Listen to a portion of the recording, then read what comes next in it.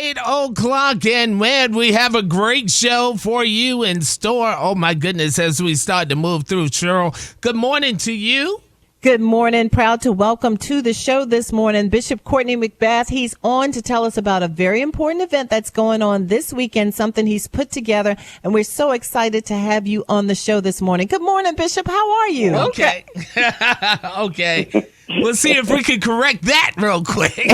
No worries, sir. I am so happy to be here. Cheryl Wilkinson is my shero and has been for nearly 30 years. And to me, I feel like I'm just like a kid in a candy shop to be on with you and her at the same time. A lot of entertainers. It seems like the government and as this whole movement has started to move, it seems like the church is responding a little bit late because now the attention span is on the entertainers. Right. Yeah, I think that's absolutely the case. But I do think there are some in the church, because the African American church is not monolithic in that there's no one person that speaks for everybody. But people don't expect that out of whites and other groups, so I don't know why that's always expected of us. I think part of the issue is we have various pockets of people in various places who have been speaking out and who have been working very hard. They might not necessarily have the presence in the media and may not be as readily accepted in the media because of religious stances and religious positions. And so, yes, I agree. We are late, but we're not as late as we appear to be, because there have been brothers and sisters who have been working very hard out of our churches and out of our mosques who may just not have the type of presence that a Killer Mike or someone else may have, especially that type of presence with our millennials and Gen Zers, and we're working on it. And I want the opportunity to ask my brothers and sisters in Christ to stop silently texting me and calling me about how they feel about what's happening, and go tell their white congregations that it's time for us to speak up and speak out against racism. What I'm worrying about is black people or people of color that would hear that sentence and use it as an excuse. You know what I mean? Right. Yes, ma'am. Yes. And I'm like, I don't want them to use that as an excuse. What he is saying is true, but how do we not take that and run with it as a reason not to do? But since that time, there seems to be coming an outpouring from such a diverse group of people now crying out against racism and beginning to admit that these are not isolated events, but it is, and it's not just a trend, but it is a symptom of something that is systemic and institutionalized in America. And I have some hope that there's change in the wind. I can't be sure, don't fully trust, but my hope is in Christ that change is coming. We're going to do, because we're going to take our fate and destiny into our own hands. Congregation, what is the message from the black minister to his congregation? Right. Our message is it's time for us to stop just talking, because what we've done is we've accused our white counterparts of not speaking out. We speak out a lot, but we don't always put action to our words.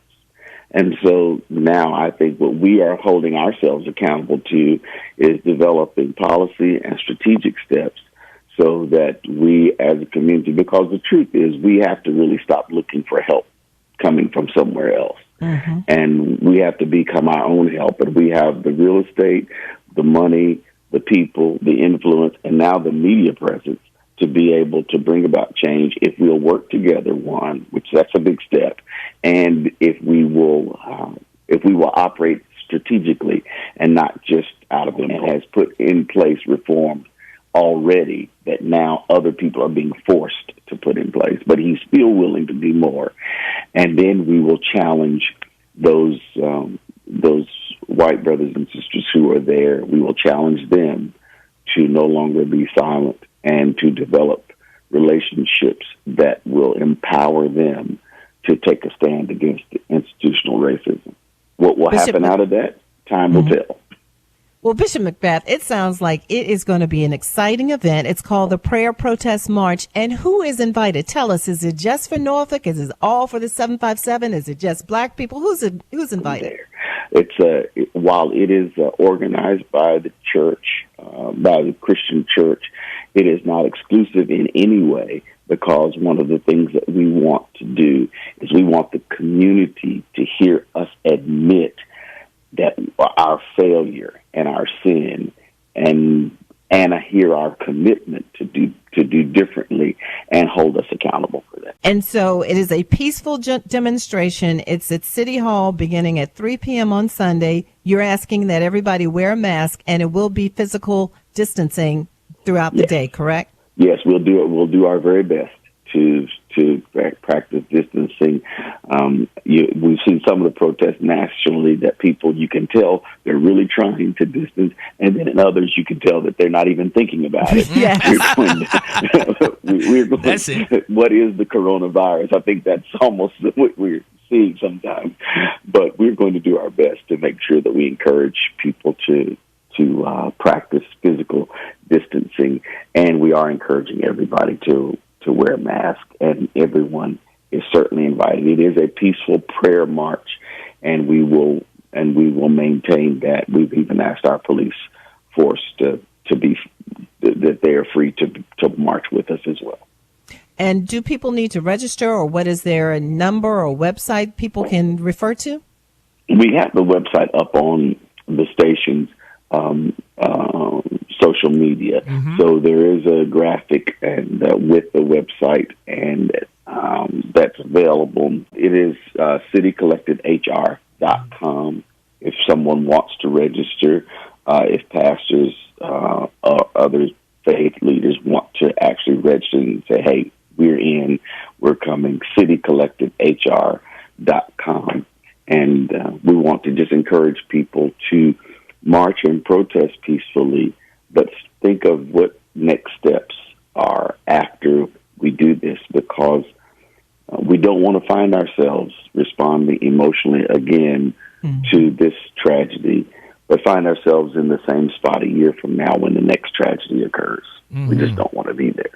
So that's our prayer. And for more information, here's a number for you to call. It's 757-321-9700.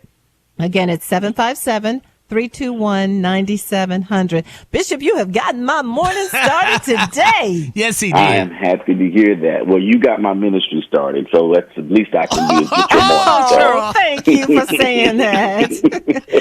Bishop Courtney McBath, again, there will be a prayer protest march. It's taking place this Sunday, 3 p.m. Everyone is to meet at City Hall in downtown Norfolk and march to Town Point Park. There will be proclamations and speeches. Don't forget your physical distancing. Don't forget your mask. And Bishop, we thank you, thank you, thank you. Well, you are very welcome. I'm happy to serve, and just appreciate what you all are doing to help our cause. All right. Thanks so much, Bishop and Cheryl. Oh, my goodness. I'm going to definitely try to make some time and get out and make sure that I'm out participating as well, you know? Hopefully everyone will. As Bishop said, it's open to everybody.